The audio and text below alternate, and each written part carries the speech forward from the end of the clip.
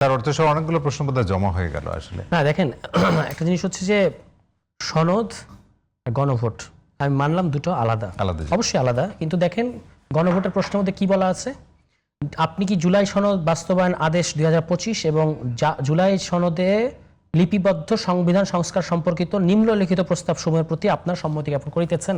তার মানে জুলাই সনদ তো গণভোটে আনা হয়েছে, এবং গণভোটে কি প্রশ্ন হবে এটা তো আমি ওয়ান ফাইন মর্নিং হঠাৎ করে দেখেছেন, ব্যাপারটা তা না।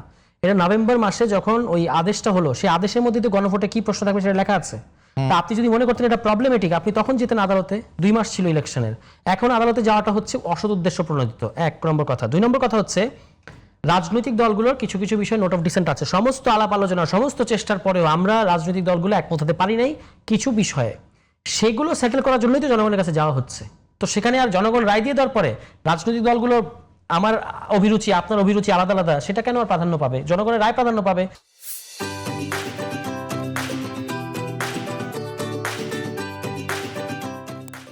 স্পেশালি আপনি নিজে জনগণের রায় নেওয়ার প্রক্রিয়াটা আমি কিভাবে করলাম, যে এক ধরনের ইম্পোজ করা আপনার মনে হয়? না না, গণভোট হ্যাঁ অথবা না, গণভোট এর বাইরে তো আপনি যাওয়ার সুযোগ ছিল না। না, হ্যাঁ অথবা না এর আগে রাজনৈতিক মানে ওই যে আপনি নোট অফ ডিসেন্ট গুলো ওইগুলোকে আনার তো কোনো সুযোগ নেই। আপনি হয় হায়ের পক্ষে এবং সরকার থেকে তো হায়ের পক্ষে না, অনেকগুলো বিষয় নোট অফ ডিসেন্ট আছে যেগুলো জুলাই সনদে আছে, সেগুলো আপনি আপনার নোট অফ ডিসেন্ট অনুযায়ী কাজ করেন। যেগুলো গণভোটে এসছে এবং যেগুলোকে ফান্ডামেন্টাল রিফর্ম চিন্তা করেছে, সেগুলোকে মানে সেগুলো বাস্তবায়ন হওয়া দরকার কি দরকার না সেই প্রশ্নে আমার জনগণের কাছে যাওয়া দরকার। যেমন আপার হাউসে পিআর, এটা বিএনপির এটার পক্ষে না, আবার অন্যান্য অনেক দল পক্ষে। তাহলে আপনার এখানে মীমাংসাটা কিভাবে হবে? মীমাংসা করবে জনগণ। এবং আপনি যেটা মেনে নিয়েছেন, কিভাবে মেনে নিয়েছেন? 2 ভাবে। একভাবে হলো গণভোটের পক্ষে প্রচারণা চালিয়েছেন, আপনি হ্যাঁ পক্ষে প্রচারণা চালিয়েছেন ওই নির্বাচনের সময়, চালিয়েছেন কিনা? তাহলে 68% জনগণ এই হ্যাঁ পক্ষে বলেছে। আপনিও যাদেরকে ভোট, আপনাকে যারা ভোট দিয়েছে তাদের একটা বড় অংশ সনদের পক্ষে ভোট দিয়েছে। তাহলে এখন আপনি যেতে আসার পরে আপনি কি বলতে পারবেন যে 68% মানুষ যখন এটাকে জিতিয়ে আনলো, তখন আপনি বলতে পারবেন যে গণভোটের এই জিনিসটা আমার সাথে মেলে, এই জিনিসটা আমার মেলে না, সুতরাং আমি ওইটা করবো এটা করবো না? এইভাবে তো বলা যাবে না, ঠিক আছে? পাশাপাশি 32% মানুষ না দিয়েছে। এখন আপনি হ্যাঁ দেন আর না দেন, গণভোটটা কিন্তু এস্টাবলিশ হয়ে গেছে, কারণ আপনি না দেওয়ার মধ্যে দিয়েও গণভোটের পার্ট একটা পার্ট, তাই না? আপনি যদি বলেন যে আমি গণভোটই মানি না, কিসের হ্যাঁ কিসের না, সেটা আলাদা। কিন্তু যখন আপনি বিএনপি কিন্তু তৃণমূলে অনেক জায়গায় না ক্যাম্পেইন করেছে, তাদের তৃণমূল, আবার বিএনপির শীর্ষ নেতৃত্বের জায়গা থেকে আমরা হ্যাঁ ক্যাম্পেইন শুনেছি। তো আইদার হ্যাঁ অর না, আপনি তো গণভোটের অংশ, কারণ আপনি গণভোটটাকে বৈধতা দিয়েছেন, সমস্ত রাজনৈতিক দল দিয়েছে, বাংলাদেশের মানুষ দিয়েছে।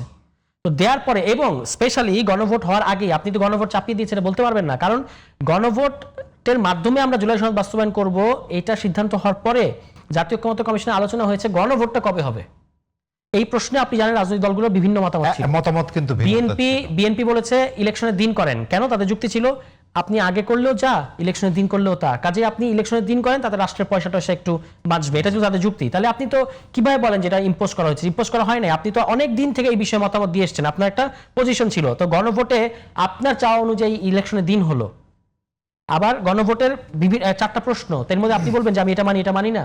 তাহলে যেটুকু যেভাবে, এটা তো সুবিধাবাদের রাজনীতি, যেটা আপনার পক্ষে আসে সেটা আপনি পক্ষ নেন, আবার যেটা আপনার বিপক্ষে যায় সেটা আপনি আগে অবস্থান নেওয়া সত্ত্বেও এখন ডিনাই করেন। স্যার অর্থের এই আলোচনাগুলো কিন্তু ছিল, মানে এই যে গণভোটের হানায়ের বিষয়ে, মানে জনগণ কিভাবে রায় দিবে, সে কিছু মানে কিছু মানে না, সেটা চিরকালই হ্যাঁ এই আলোচনা কিন্তু আমরা করেছি, জনগণের মধ্যে আলোচনা কিন্তু ছিল চিরকালই এরকম। মানে আপনি যখন শহীদ প্রেসিডেন্ট করা অনেক ক্ষেত্রে আসলে টেকনিক্যাল কারণে শহীদ প্রেসিডেন্ট জিয়াউর রহমান যে গণভোটটা করলেন সেটা তো প্রশ্ন একটা, কিন্তু তার সাব কোয়েশ্চেন তো 19টা। আপনি কি জিয়াউর রহমানের নীতি ও কৌশল সমর্থন করেন? তো তার নীতি ও কৌশল কি 19 দফা? তো জনগণ কি বলবে আমি 12টা মানি 7টা মানি না? এভাবে বলা যায়? এভাবে বলা যায় না। আইদার আপনাকে বলতে হবে যে হোল একটা জিনিস মানুষ ধরে নেয় যে এটা হলো এরকম, এর বাইরে কিছু নিটিগ্রিটি বিষয় থাকতে পারে, কিছু টেকনিক্যাল বিষয় থাকতে পারে। সেজন্যই তো সংবিধান সংস্কার পরিষদ, সেজন্যই তো গণভোটের আগে রাজনৈতিক দলগুলোকে নিয়ে জুলাই ঐক্যমত্য কমিশনে আলোচনা, জাতীয় ঐক্যমত্য কমিশনের আলোচনা হয়েছে, ইন ডিটেইলস অনেকগুলো বিষয় এসেছে, note of dissent sort out করা হয়েছে, তারপর আপনি গণভোটে গেছেন। সেই গণভোটের পরেও যে সমস্ত টেকনিক্যাল বিষয় থাকবে, যেগুলো আকাঙ্ক্ষার বাইরে জনগণ হয়তো টেকনিক্যাল বিষয়গুলো বোঝেন না, সেগুলোর জন্য আপনি সংবিধান সংস্কার পরিষদে যাচ্ছেন। তো এই পুরো প্রসেসটা তো এখানে তো কোনো লুপ হোল নাই, কিন্তু আপনি এখন আপনার রাজনৈতিক সুবিধার, যেমন ধরেন একটা বড় জিনিস হচ্ছে বিএনপি যেটা মানতে চায় না সেটা হচ্ছে সাংবিধানিক পদগুলোতে বাছাই কমিটি কিংবা সর্বদলীয় মানে একটা কমিটি করে তারপর নিয়োগ দেওয়া। এখন এটার ক্ষেত্রে বিএনপি বলে যে আমি একটা সরকার, আমার কিছু প্রায়োরিটি আছে, আমার কিছু চাহিদা আছে, সেই অনুযায়ী আমি করব। এটা আপনি করেন, আপনি অর্থ মন্ত্রণালয়ের সচিব কাকে দিবেন সেটা আপনার বিষয়, যেগুলো নির্বাহী বিভাগের মধ্যে।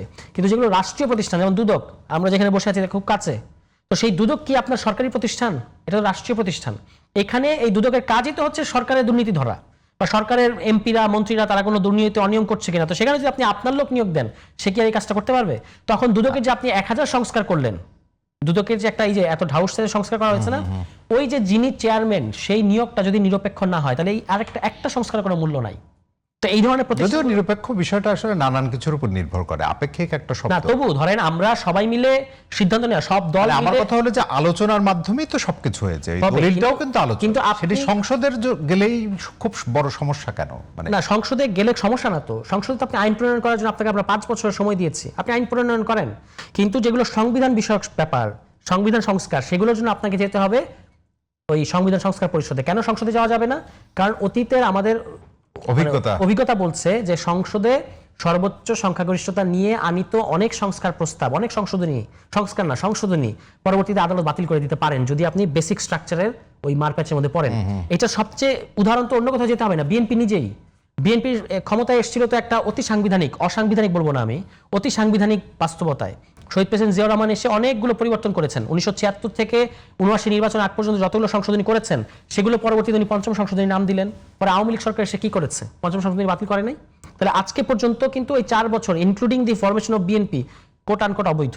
এটাই হচ্ছে সংসদে গিয়ে সংশোধনী করার প্রবলেম, যে আপনি বেসিক স্ট্রাকচারের মধ্যে এটাকে আটকে দিতে পারবেন।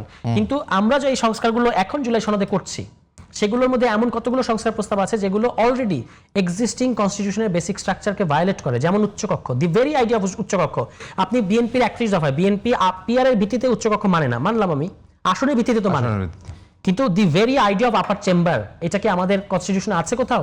তো 31 দফার মধ্যে আপনি এটা বলেছেন, আপনি অলরেডি তো ইঙ্গিত করেছেন যে আপনি বেসিক স্ট্রাকচারকে লঙ্ঘন করবেন। সেটাও সে বাস্তবায়নের জায়গায় যাবে, কিন্তু কোথায় করবেন আপনি? সংসদে। তা আপনি যদি সংসদে আজকে করেন, 5 বছর পর একটা সরকার এসে বলবে যে আমার 72 সালের কনস্টিটিউশনের বেসিক স্ট্রাকচারের মধ্যে তো আপার হাউস বলতে কিছু নাই, সুতরাং আপার হাউস বাতিল করে দিতে পারবে। কিন্তু আপনি যখন বেসিক স্ট্রাকচারটাকেই স্ট্রেচ করেন, আরেকটু ইলাস্টিক করেন এই সংস্কার পরিষদে গিয়ে, তখন কিন্তু এটা কেউ করতে পারবে না।